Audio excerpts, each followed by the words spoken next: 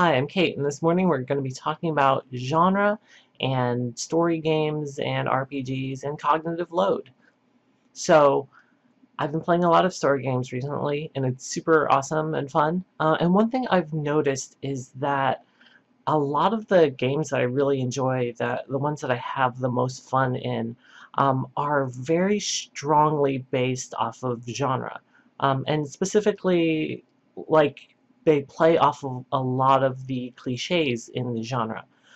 So if you look at games like Bubblegum Shoe, which is a sort of teen detective game based off of the Gumshoe system, or Lovecraft-esque, which is, uh, you know, about Lovecraft-esque stories, sort of this creeping horror type genre, or even venerable things like Fiasco, Coen Brothers generator, basically.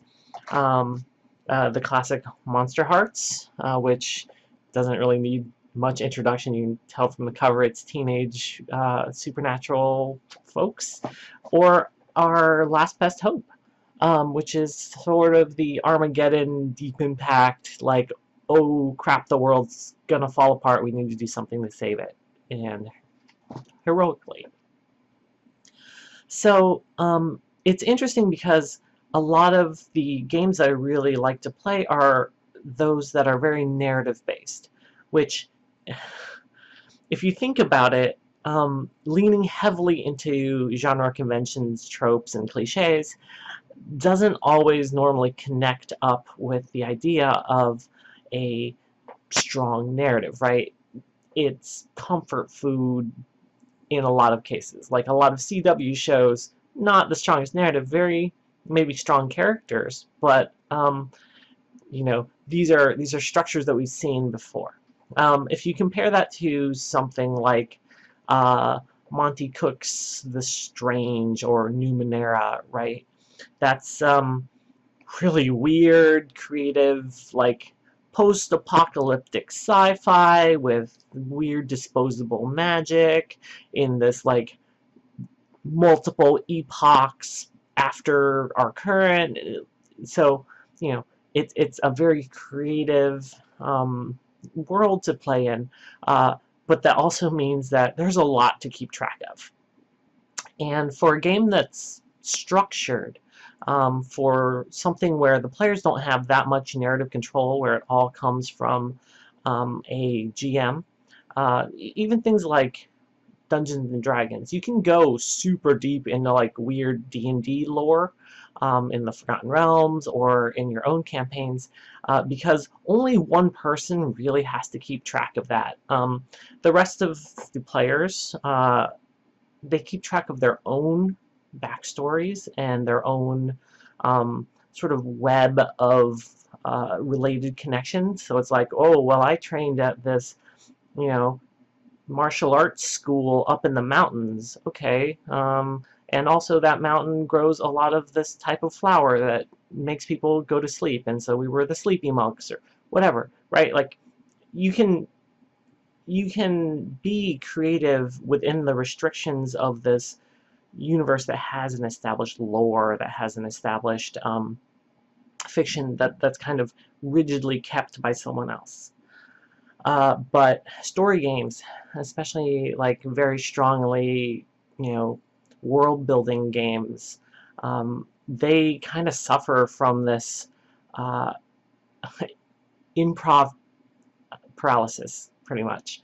I've seen it a lot in games I've been in, and in games that I've been playtesting, where you throw something at someone, and if it's a pretty blank slate and they're expected to just come up with characters, a scene, a situation, a world, like, that's a lot to ask on the spot.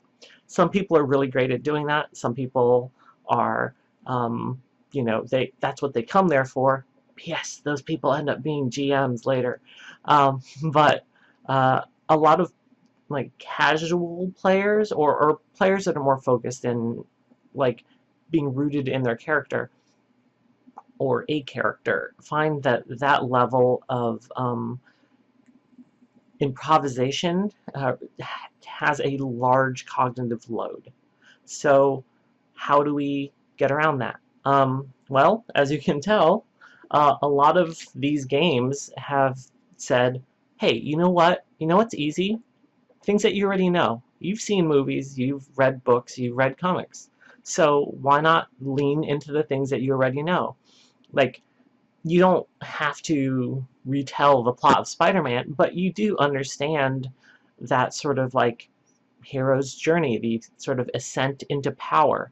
Um, you can see the start of a story when you talk about a plucky young farmhand who is tired of being at home and then is thrust into something, right? Like that immediately brings forth a lot of different potential ideas, past stories that you've seen. So it's interesting because as more and more story games develop, you see things like Home by Dark, which is, the sort of Stranger Things, E.T., like kid adventure fiction. You see Worldwide Wrestling, which is all about wrestling tropes. Um, a lot of these are structured around this idea of, hey, let's take something that you're familiar with and let you explore that space with your own creativity. Because that way you don't need to do so much heavy lifting. You can just focus your creative improvisation on the areas that you care about, which might be characters, like interactions between different folks, the depths of their relationships, their backstories, that sort of thing. So I guess my advice to game designers and players is to think about the balance between cognitive load that you're asking your players to do and the amount of prior knowledge that they're bringing into the situation. If um, if they end up feeling overwhelmed by the amount that they're asking to lift, maybe give them some crutches, right? Give them some things that they can latch onto and say, okay, yes, I recognize this, and then what if it was different in this way? That'd be really rad. And so that can work from a structural standpoint from when you're designing your game mechanics, or it can work from a scene-to-scene sort of situation, right? If you're asking a player, hey, you've encountered something horrible, what is it? They might just be like,